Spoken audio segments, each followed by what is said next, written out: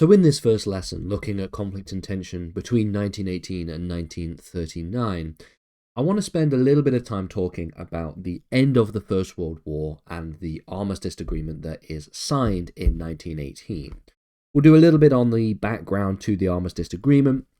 We'll talk about some of the key terms of the Armistice Agreement and sort of provide you with a bit of an aftermath of really what happens in those few days and weeks, in fact, that bring the end of the First World War, bring us to an end of the First World War. And so generally, as an introduction, I'm just going to provide you with a basic timeline of events. So 1918 is the last year of the First World War. It starts out relatively positive, or at least sort of positive for the Germans in 1918, because in 1917 there's a sort of a short period of time in which the Russian Empire collapses and leaves and ends their involvement in the First World War, which gives, of course, a bit of respite for the Germans. But then things turn quite quickly, because sort of during 1917 as well, the United States joins the First World War on the side of the Triple Entente.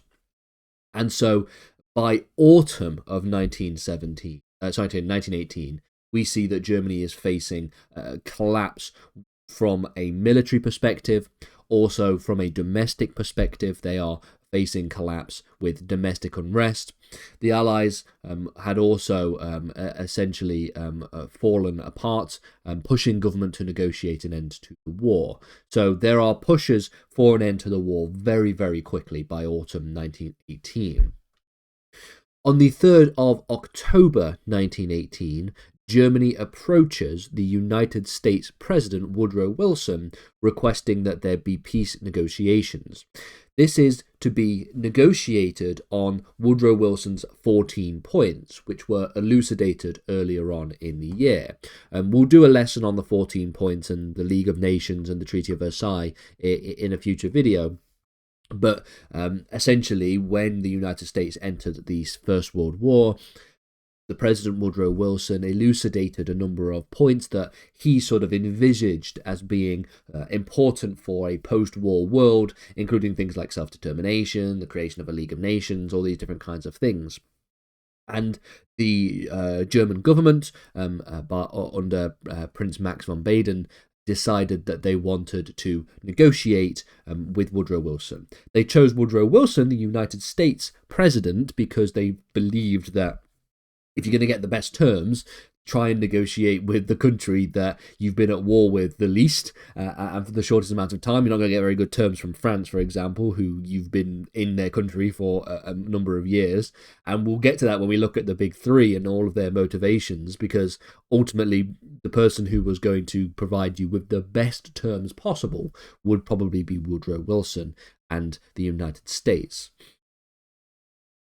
News of this Armistice Agreement becomes public by November 1918, and this causes an internal revolution within Germany. The November Revolution results in the abdication of the Kaiser. Kaiser Wilhelm II abdicates on the 9th of November 1918, and this ushers in a new democratic regime in Germany, the establishment of what is known as Weimar Germany, the Weimar Republic.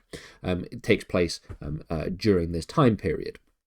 Now, it's called the Weimar Republic because there's a small town near Berlin called Weimar, and that's where they negotiated the constitution, because there were revolutions taking place in Berlin at the time, so they had to do it elsewhere.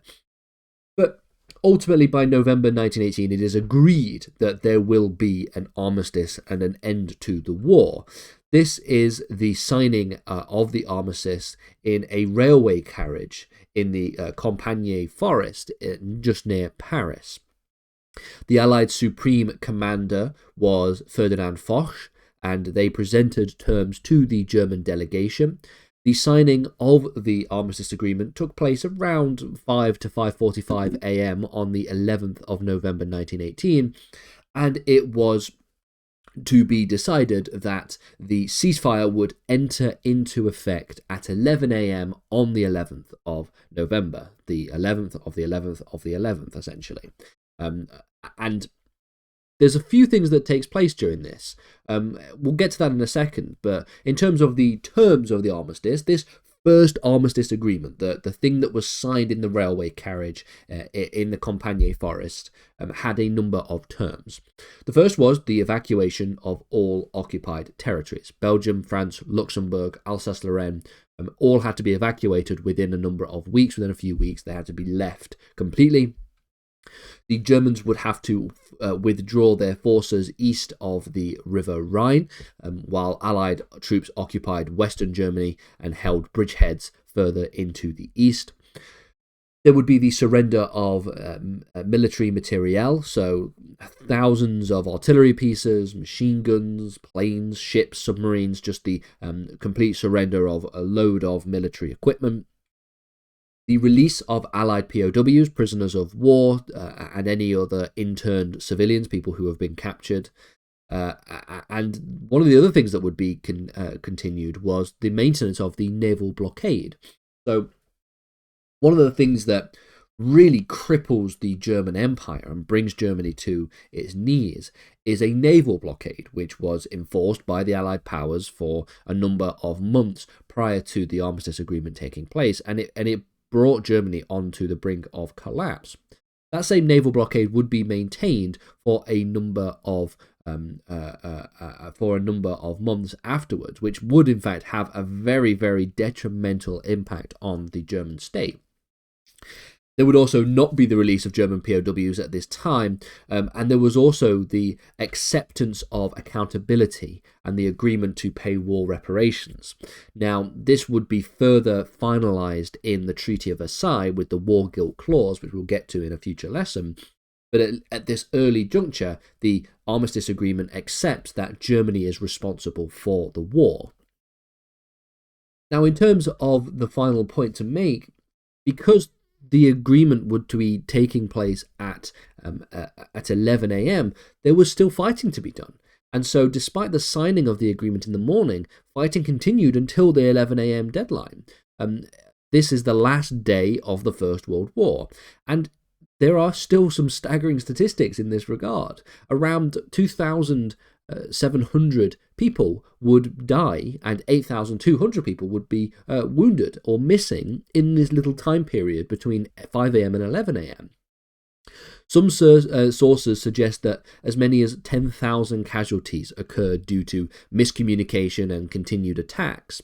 And according to sort of urban legend and statistics, it is said that the last the last person to fall in battle in World War I was an American soldier by the name of Henry Gunther, who was reportedly killed at 10:59 a.m., so a minute just before the ceasefire.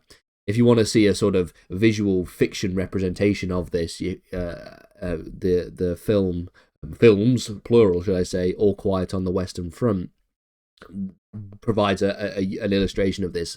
It was a story that was created or made in the sort of 1920s, 1930s. It's sort of a story that really points to the horrors of war and the horrors of the First World War specifically, and really challenges a lot of contemporary ideas about war that were sort of raging at the time during the Weimar Republic. And it's been adapted and readapted into a number of different movies and a number of different films.